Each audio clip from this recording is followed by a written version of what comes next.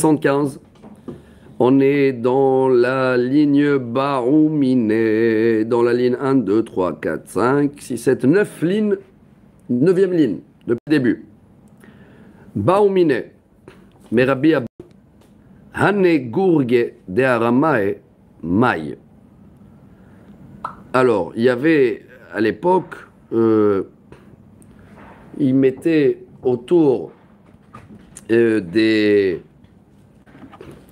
raisins. Quand ils mettaient les raisins dans le pressoir, voilà, ils les attachaient d'une certaine manière que quand ils vont marcher dessus, ça reste groupé et non pas séparé. Et c'était comme des ficelles. Et ces ficelles-là, c'était donc des ficelles connues pour ça. Est-ce qu'ils sont cacherisables, ces ficelles aussi? Ils ont absorbé du vin non cachère, hein, dans le... Voilà la question. C'est du vin ou du jus de raisin? C'est pas du vin encore. Mais dès que le raisin, dès qu'il commence à couler, hop, on ne peut plus le toucher par Christian. Sous forme de raisin, Rav, hein, sous forme de raisin. Pas encore quand il a fermenté. Sous forme de raisin, au moment où on a travaillé le raisin, ça y est, c'est... Ouais, mais ça veut dire la récolte des raisins, ça, on peut le faire avec des Thaïlandais ou des machins. Okay. Mais après, dès que ça rentre dans le trou, ça y est, okay. Voilà. Et là, les ficelles, voilà, mais les ficelles, c'est ça la question. Comme ils sont attachés, les raisins, peut-être avant de les rentrer ou avant de les presser, mais après, on va les presser. Voilà, ça commence à... Est-ce qu'ils sont cacherisables ou ils ont inspiré du vin non cachère? N'oubliez pas qu'on est dans la suite de la page d'avant, on est en train de voir comment cacheriser pas seulement le tonneau, le bâton, les seaux, les ficelles, tous les accessoires. Bravo. Alors, il leur répond le rabbin, Amar lehu Rabbi Abaou, Tenitoua, Arei shayu gitav ou bet badav tmein, ou bikesh la'asotan betahara, hadapim, ve'adashim, ve'alulavim. Alors, il y avait beaucoup d'accessoires. Il y avait des loulaves. C'était le balai, comme ça il dit Rashi. Avec le loulave, il balayait les raisins dans le côté pour les amener. Adashim, c'est le trou lui-même. Dapim, il mettait des planches en bois. Et il marchait sur les planches de bois. Ils ne vont pas marcher sur les raisins directement. Ah oui. D'accord? Donc tous ces accessoires-là, il répond le rabbin, Mediham. Ça suffit de l'eau. Ah. Ve'akalim, mais les ficelles, shel netzarim, ve'shel batzbout. Batzbout, c'est cannabis, pas cannabis. Cannabis, c'est comme... vous savez, il y a les tableaux là de dessin. On les appelle canvas, là, canva. Et canva. Ouais, c'est une plante, ça. C'est comme un bambouk. Je crois, c'est marqué bambouk, là. En tous les cas, ça fait à base des plantes. Cela, c'est pas que de l'eau, mais nagvam, eferumaim, cendre et de l'eau. Veim shel shifa ve shel gemi, et si c'est des ficelles qui absorbent beaucoup plus, comme le palmier, écoutez bien cette nouvelle règle. Hein. Mais yashnam shnem asar chodesh. Il faut attendre 1 an sans les utiliser pour pouvoir les cacheriser. Ouais. Sans les laver, sans rien. Ouais. Parce que c'est l'air qui va les rendre secs. Waouh. Rabban Shimon Gamliel Omer, Manicha migat legat ou mibad lebad. Rabban Shimon Gamliel, il dit, tu n'as pas besoin de compter 12 mois de saison à saison. Pour la prochaine saison, parce que la prochaine saison dans les raisins, c'est pratiquement 1 an, mais ça peut être des fois 10 mois, 11 mois, 13 mois. Ok. Haïnu tanakama, ikabena yochorfe, ve afflé. Ça dépend s'il y a eu, voilà, l'hiver était plus long, etc. Donc il y a 2 avis. Est-ce que c'est 12 mois qu'il faut attendre pile ou de saison à saison? Rabbi Yossé Omer, il n'y a pas une solution rapide. Rabbi Yossé dit, il n'y a pas un tchic-tchac. Rabbi, maintenant 12 mois, comment on va faire? Ah, il y a Narotzel et Taharan Miyad. Écoutez bien, c'est là. Magelam berotrim, ocholtam bemei zeitim. Tu les fais bouillir dans de l'eau ou, si tu veux mieux, dans l'eau des olives. À l'époque, il passait de l'eau des olives, il les macérait dans l'eau pendant un certain temps pour qu'ils deviennent molles, et cette eau-là, tu la fais bouillir, et tu trempes dedans tes accessoires, et ça, Il n'y a pas besoin d'attendre un an. Ah. Rabbi Yossi Omer, Manicham Tachat Sinor Shema Mekalchim, Obemayan Shema Irotfim, Vechama, on a. Rabbi Yossi, il amène une autre solution, incroyable, c'est là, et vrai, c'est le karcher de l'époque. Il te dit, tu le mets sur un tuyau qui a une bonne pression. C'est vrai, le karcher, il enlève, hein, quand tu vois le... Ils arrivaient à avoir la pression. Ouais, ils n'avaient pas la même marque à l'époque, voilà. Ou, si tu n'as pas de karcher, tu le mets sous un fleuve qui coule ou un petit chute d'eau. Et combien de temps en dessous le chute, parce qu'il n'y avait pas le karcher comme aujourd'hui, on a une saison. La Gemara, elle te dit, c'est quoi la saison? כדרך שאמרו בעין עשר, כאמרו בטהרות כלפליה, בטהרות כימינן, אלא כדרך שאמרו בטהרות כך אמרו ביין עשר. De la même manière qu'on cacherise des autres règles d'impureté, c'est pareil pour le vin. C'est combien on a? Écoutez bien. Combien de temps sur le karcher, ou sur, pas le karcher, sur le fleuve qui coule, ou de l'eau du robinet qu'elle coule? Il n'y avait pas de robinet aussi à l'époque. Donc, il ne pouvait pas faire une pression comme il y a aujourd'hui. Donc, il mettait en dessous d'un chute. Combien de temps? Kama on a Amar Rabbi Chia bar Rabba Amar Rabbi Yochanan, o yom, o laila. 12 heures. Ah oui. Ou une journée, ou une nuit. Rabbi Chana sheina brela, Rabbi Chana bar Shina, Amar Rabba bar Chana, Chatzi yom, va Chatzi laila. Amar Ashua Mesrak lo plige. Habet Kufat Nisan ve Tishre, Habet Kufat Tammuz ve Tevet. Donc, il y a deux avis. En grand, est-ce que c'est 12 heures ou 24 heures? D'accord? Alors voilà, on a trouvé une solution comment accélérer une cacherisation qu'elle devait durer un an sans eau et que là, en une journée. Amar Rav Yehuda, Hanerava Kede Aramae. Alors, les tamis, on continue dans les accessoires. Un tamis qui a servi pour du vin non cachère. Comment on peut le cacheriser? Des mazia madihan. Si c'est fait avec des cheveux de cheval ou des cheveux d'être humain, donc apparemment à l'époque ils faisaient des tamis avec, pas besoin de cacheriser ça. Les cheveux absorbent pas.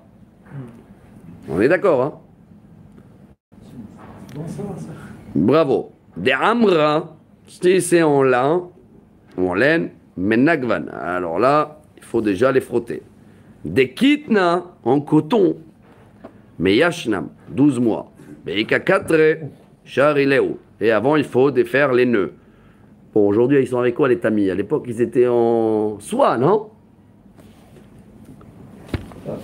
Pas, vous n'avez pas de tamis à la maison. Bon, aujourd'hui, c'est nouveau. Même la farine, elle est tamisée en Israël. C'est depuis 2-3 ans. Mais je me rappelle, à l'époque, ouais, on n'a plus de tamis. Tu as le tamis encore à la maison? Alors, s'il est en métal ou synthétique, il n'absorbe pas, vous voyez. Mais s'il est en soie ou machin, ça absorbe. Et donc, ou le karcher, et comme il n'y avait pas à l'époque, les mêmes solutions qu'on a vues.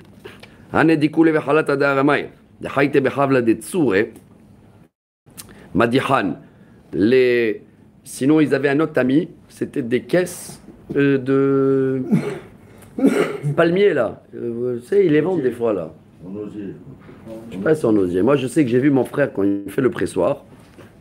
C'est bientôt, hein, on a dit qu'on va devoir y aller, là. Je sais pas quand. Ouais, on l'a pas oublié, hein, dans la vigne, si tu veux. De toute façon, il faut. Bah, chacun, il mérite, si tu veux, pour avoir un Shoshana, Bezrat, Hashem, Belin, Eder. On va trouver quand. J'ai eu mon frère tout à l'heure, j'ai eu au téléphone, il m'a dit c'est peut-être la semaine prochaine. Alors même si on va faire un cours là-bas, mais de voir toute la procédure, comment il prépare. Alors moi j'ai vu quand mon frère il fait la pressoir, bon c'est un pressoir électrique, machin, italien, tout ça. Mais quand il met les raisins, c'est pas les raisins, c'est les raisins après qu'ils ont été déjà travaillés, macérés, machin. Après, avec une pompe, ils arrivent dans le pressoir. Avant de baisser, il a un pressoir, je sais pas combien de capacité. Mais ça descend, c'est quelque chose qui descend comme ça et qui presse tout doucement, il fait tac et il remonte parce que si tu écrases d'un coup et tu écrases les noyaux, les graines, après c'est amer. Alors lui, je me rappelle que chaque fois qu'il mettait un couche dans le pressoir, il met au milieu comme un filtre, c'est un chapeau, ils appellent ça le chapeau. Hein. C'est pas un chapeau, c'est comme en paille là. Vous voyez quoi là, les corbeilles là, Comme une grille, oui, c'est ça. les corbeilles de Pessar là, le chichtouk là, comment on appelle, avec quelle matière c'est fait là? Dosier. Dosier là, les. Ouais, dosier. Alors il met comme ça, et après une autre couche, et après une autre couche, et je lui demandais pourquoi tu as fait ça dans le chose. Alors il m'a expliqué, si tu mets pas ça dans le pressoir, entre les couches des raisins, et tous les raisins ils sont un sur l'autre, ça presse pas bien le bas. Ça presse bien en haut, mais ça presse pas bien. Et quand lui il termine tout ça, après ça sort un gâteau, ils appellent ça comme ça, c'est tous les pots. Et les noyaux, quelque chose de beau, tu peux l'attraper dans la main, En même temps, violet ça comme ça, oui, c'est ça. et tu vois au milieu ces petites couches de filtre. Donc c'est ce matière-là. La Gemara elle dit, s'il a utilisé pour un vin non cachère, comment le cacheriser celui-là? J'ai tourné la page, hein.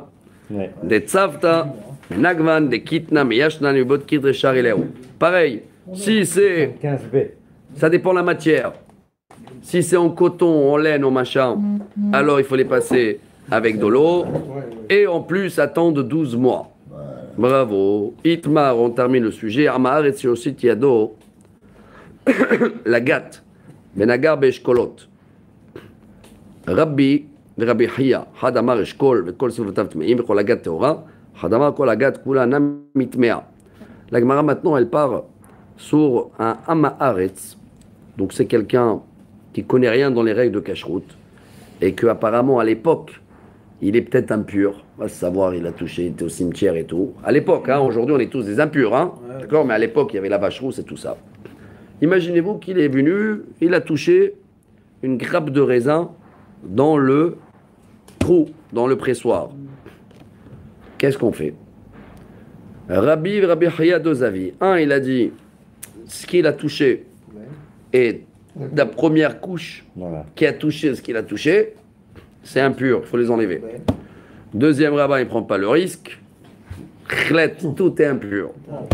Ou les mandés à Marishkol, le Khosutat Michol, la Gat, la Torah, Maïshta, Il y a Meradetnan, du liquide qui est... Sheret, Shinimtsa, Barihain, Lometamen, Wakomagaro. Veimayam Alecha Kol Tameh. La Gemara dit, mais pourquoi nous dire ça? On connaît déjà la règle. Si quelqu'un il a trouvé un insecte à l'époque, trouvé un cafard, un lézard, dans le pressoir, alors il y a une règle connue. S'il est mort, alors lui et tout son entourage en enlève et le reste est bon. Mais s'il est encore vivant, il a tenu la chose, khlet tout, va savoir où il a marché, où il s'est baladé. Il s'est baladé. Alors Marie dit c'est pareil, non? Ou le lézard, il a pissé aussi, il peut pisser. Ça c'est les règles sanitaires, ça aussi. Bon, t'as raison. Eshkolot. Or, les rabbins la Gemara dit t'as raison. Donc c'est ça la halakha. Parce que la main, elle ne peut pas trop se balader, on l'a vu ce qu'il a touché. Donc ce qu'il a touché et la première couche autour, on enlève et tout le reste, il est pur. Mishnah Rabotai. Ouais. Je vais vous dire, est-ce que c'est... Ouais, c'est la dernière Rabotai. C'est la dernière Mishnah. Ça y est, et on finit le sujet. Dans le timing, on est bon. Rappelez-vous bien de cette Mishnah, c'est ce sujet qui va nous accompagner dans la page et demie qui nous reste jusqu'à la fin de ce traité Avoda Zara. Mishnah. À l'Okéar, maintenant, je ne sais pas si on a fini le vin. On va passer de toutes les règles de cacherisation. Il y a beaucoup de choses que vous connaissez déjà de Pessah, de lait et de viande. Mais le fait qu'on a parlé de vin, si maintenant quelqu'un il a récupéré la question il y a 2-3 jours, il a acheté une maison en Chypre et il veut cacheriser la cuisine. Pas une nouvelle maison, deuxième main. Il peut garder le four, il peut garder les marmites, il peut garder les verres. Dans la logique des choses, Tout est cacherisable, ouais. pratiquement, Ouais. sauf on va dire l'argile. Alors voilà, nous on connaît des règles, voilà la Mishnah, ça va être ça le sujet. Alokear, quel est Tashmish? Mina ovde kochavim. Alors, et Chedarko yadbil, yadbil. L'ag'il, yag'il. L'elaben baour, yelaben baour. Hashipud ve'aksalam elabnam baour. Asakin shafa ve'iteora. Classique, vous connaissez les règles. Tout ce qui a touché de l'eau froide, eh ben de l'eau froide. Tout ce qui a touché de liquide brûlant, eh ben il va falloir le tremper dans l'eau bouillante. Et tout ce qui a touché le feu à sec, comme le four ou les brochettes, etc. Chalumeau, à feu. Bravo. Le couteau, même si tu le fais tailler dans la pierre, ça suffit. Hein. Parce que le tailler dans la pierre, c'est aiguisé. On l'aiguise. L'aiguise. Bravo. Voilà notre Mishnah. Et voilà tout ce qu'on va étudier maintenant, c'est lié à ça. Gemara. Tanan. Vechulam tzrichim tvila be'arbaim sea. Waouh, tout de suite la Gemara elle dit oh, attention. Hein. Ça c'est comment les cacheriser. Mais il faut quand même les passer au mikvé aussi après. Hein. Ouais, oui. Comme quoi, N'oubliez pas, il y a beaucoup de gens qui savent pas. Il va cacheriser la cuisine là-bas en Chypre, la vaisselle, il va les tremper dans l'eau bouillante, mais après il faut les amener au mikvé. Comme quoi ça t'appartient. C'est 2 étapes. Même si tu as cacherisé, tant que c'est pas passé au mikvé, on ne peut pas encore utiliser. Il a fait. Menan et Mile. Vous savez ce qui est beau, que tout ça on connaît, hein, mais la source elle vient d'où? Et même ça on doit connaître, on a étudié plusieurs fois. Où elle est la source dans la Torah de cacherisation de vaisselle? Qui peut me dire? C'est la sortie d'Égypte. Ah ouais, c'était. Oui. Avec Oui, quand ils ont pris avec les- Bravo, cher. La guerre de Midian. Ouais. Ils ont pris tous les. Ah Parce oui, que ils ont- quand- Ils ont pris le butin, oui. Parce que quand ils sont sortis d'Égypte, Ouais. on n'avait pas encore reçu la Torah. Ouais, c'est ça. Donc ils avaient le droit d'utiliser la vaisselle.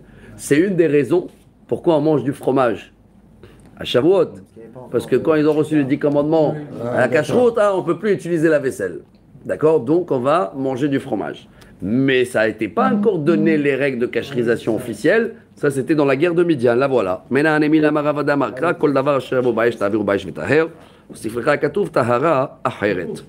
Quand ils sont revenus de la guerre avec beaucoup de butin, ils sont partis demander à Moshe qu'est-ce qu'on fait. Moshe, il s'est mis en colère. Ça, je rajoute en parenthèse. Il avait oublié la halakha, vous vous rappelez? Donc c'était Elazar, le chef de l'armée, qui l'a enseigné au nom de Dieu que si ça touchait le feu, ça touchait le feu, l'eau, etc. Tane bar kapara, tor shomea bemenida, shomea ani tzarich hazaa. Shlishi yoshvi, Talmud lomar ach. Chilek, maken Talmud lomar bemenida. Bemaim shenida tovelet baem, veomer arbaim sea. Et c'est bien marqué dans la Torah qu'après que tu l'as cacherisé dans le feu, il doit passer dans l'eau de Nida. C'est quoi l'eau de Nida? L'eau où une femme Nida se trempe, ça veut dire un mikvé avec 40 CA. 40 CA, minimum 360 litres, voire 500, voire 750 litres. Aujourd'hui, tous les mikvés font minimum 1 cube, 1000 mètres, 1000 litres. Mais même moins, c'est bon. Le plus strict, je crois que c'est le Stipler et son fils, le Rav Kanievski, c'est un rabbin, que selon ses calculs, combien c'est le CA, combien des logs, il arrive à 730 litres. Minimum d'eau. צריך למכתב וטהר, צריך למכתב במנידה. היא כתב וטהר, והמינה וטהר כל דהו, כתב החמנה במנידה. והיא כתב החמנה במנידה, והמינה ערב שמש בנידה, כתב החמנה וטהר לאלתר. Et ça doit être pas tout à fait comme la nida, parce que la nida, elle doit se tremper que le soir. Si elle s'est trempée dans la journée, peu importe pour quelle raison, il faut attendre le coucher de soleil. Vous vous rappelez que dans la vaisselle, il n'y a pas besoin d'attendre le coucher de soleil. Dès qu'il passe dans le mikvé, il est cacherisé. Amarav Nachman, Amaraba Baravua. Afilu kelim hadashim. Bemashma. Dea yeshanim velibnam kahadashim damu. Bafilu achi bae tevila. Même des nouvelles vaisselles, c'est ce qu'on fait aujourd'hui, a besoin de mikvé. Bien sûr. Les anciens, ils ont besoin mikvé plus cacherisation, cacherisation plus mikvé. Mais les nouveaux, cacherisé, il n'y a pas besoin, mais mikvé, il y a besoin. Il y a fait. Matkif le Rav Sheshet Yachi afilu Zouza Desar Bela Nami. Alors attends, même si j'ai acheté un ciseau, tout ça on connaît, c'est tous les règles qu'on connaît. Hein. J'ai acheté un ciseau made in China, je vais le tremper dans le mikvé. Maral te dit non, et voilà la règle. Amarlek le Seuda Amorim Ba Parasha. Que ce qui touche la nourriture en direct que tu manges, et non pas qui touche quelque chose qui est avant le manger. Donc tout ce qui touche pas directement le manger, d'accord, la nourriture, ou qui touche de la nourriture, mais qu'elle n'est pas encore consommable, parce qu'elle n'est pas cuite, il n'y a pas besoin de mikvé de la Torah. D'accord, ok. C'est au moment où vous consommez. Bravo. Ça veut dire quoi? Tire-bouchon du vin, tu as besoin de mikvé? Non, il ne touche pas le vin. Le ciseau, il ne touche pas en général la nourriture directe dans les choses. Couteau, oui. D'accord? Quoi d'autre comme exemple? pas Ouvre boîte. boîte, exact. Pas besoin de migver. Vous voyez un peu toutes les conséquences. Bon, on n'est pas court d'Alakha aujourd'hui, hein, mais oula, même là, on est 20 minutes sur cette page. Bravo. Amar Rav Nachman Amar Baravo Aloshenu Ela Belekuhin. Marché Saya. Aval Sheolim Lo. Et la Gemara, elle te dit, mais tout ce qui n'est pas acheté d'un non-juif et emprunté, t'as besoin de migver? Non. Et de là aussi, on ouvre une porte à des fois, tu ne peux pas tremper au migvé, où il n'y a pas de migvé, où ça ne rentre pas au migvé parce que c'est électrique ou machin. Il y a cette solution-là de donner à un non-juif cadeau et le dire tu peux me l'emprunter. L'expliquer avant. Dans ce cas-là, il n'y a pas besoin de migvé. On l'avait étudié à l'époque, et un jour on va. Alors, je termine la page. Rav Yitzhak Arda, en fait, Kochavim Savar Ladbila. Rav Yitzhak, il a acheté de la porcelaine en argile. Migvé ou pas migvé?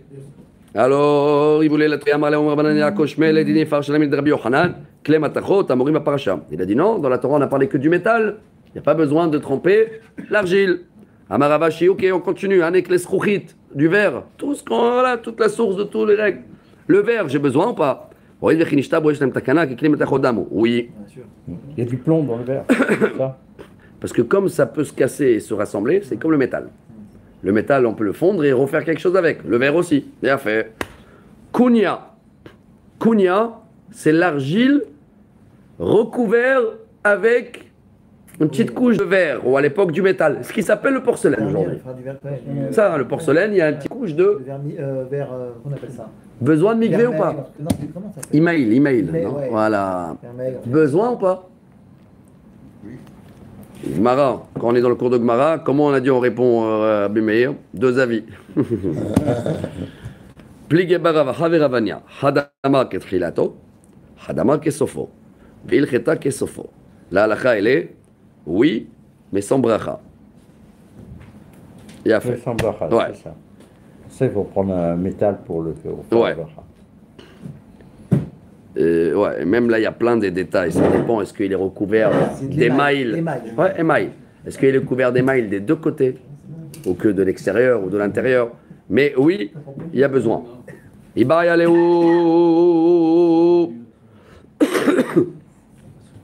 Mashkanta. Maï. Mashkanta. Pas mashkanta crédit. Le mot mashkanta vient de hypothèque. Si quelqu'un, il a une hypothèque, parce qu'il a fait un prêt à Christian, $1000, et Christian, il a donné une poêle, une marmite belle en or, le temps qu'il va rembourser les $1000. Pour l'instant, je peux utiliser cette marmite ou pas? Ou il faut la passer au migvé? Une nouvelle, hein, neuf, d'accord, cachère. Bon. C'est un prêt ou c'est un... C'est une hypothèque. Ah, hypothèque. Amar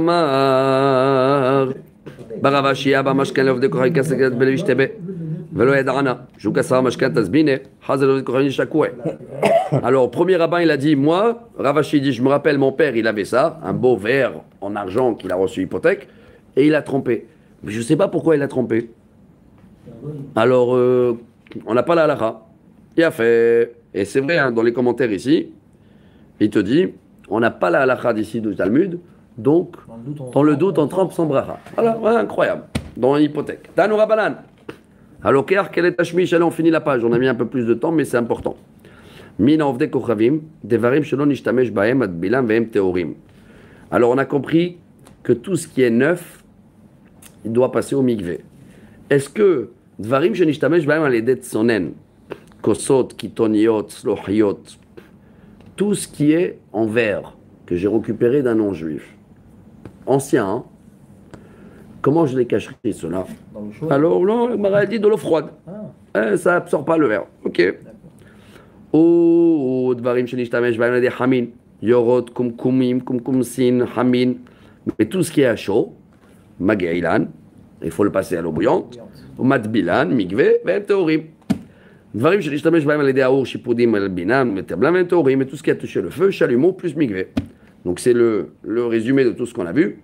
Vechulan shenishtamesh bahem, ad shelo yadbil, shelo yag'il, shelo yelaben, tane hadasso, vetane idach mutar. Waouh! La Gemara elle dit, regardez cette porte qu'on ouvre là. On a compris qu'est-ce qu'il faut faire. Mais si ça n'a pas été fait, et le plat il a été cuisiné, et l'ustensile il n'a pas eu passé au migvé, ou il n'a pas été kéchrisé, on mange ou on mange pas? Deux avis. Non mais c'est beau, parce que c'est ces deux avis qui ouvrent la porte à des fois ce que nous on a écouté. Allez, une fois tu as le droit. C'est pas tout à fait une fois tu as le droit. C'est quelque chose qui a été fait, tu peux le manger.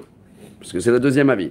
Donc, premier rabbin il dit Assour, t'as dit Eidach Moutar. L'okasha kemadamar tetan livgam Assour. Kemadamar tetan livgam Moutar. Ou le madamar tetan livgam Moutar, il lui offre de Kravien Samran Meshkachatle. Mais même si ça n'a pas été cacherisé, il faut que c'est passé minimum 24 heures depuis la dernière cuisson, rappelez-vous. Parce que quand ça passe 24 heures, le goût qui va se rejeter, il est abîmé. Et la kedera, je tourne à la dernière page, Batioma, si la vaisselle a été utilisée le jour même, il y a 1 heure par le non-juif, tu peux pas. Là, ils sont d'accord tous les deux que c'est immangeable. Mikan va elach, l'ishtere. Pas alors après un jour, il n'y a pas de problème, alors il n'y a plus besoin de cacheter. Non. Gzera gdera shalom yoma, mishuk gdera batioma. Ils ont fait une gzera. Ve'ida gdera batioma, nami nifgam pa'ama. Donc voilà, Rabotai, ce sujet-là, nous on n'est pas dans la halakha, mais on va passer tout de suite à la dernière vidéo, à la dernière page. Mais on a compris que si ça a été fait le manger par une vaisselle qui a été non trempée ou non cacherisée comme il faut, mais c'est passé 24 heures, premier avis elle dit non, deuxième avis elle dit oui. Donc c'est pas la halakha, elle est pas jetée. D'accord? Tu peux manger, mais il faut pas le faire. On a compris, c'est que si ça a été déjà fait, un accident, Bediavad, il y a perte d'argent, il y a machin, etc. C'est sur un pied. On va passer tout de suite à la dernière vidéo et on termine en beauté le traité Avodah Zara. Baruch Adonai L'Olam.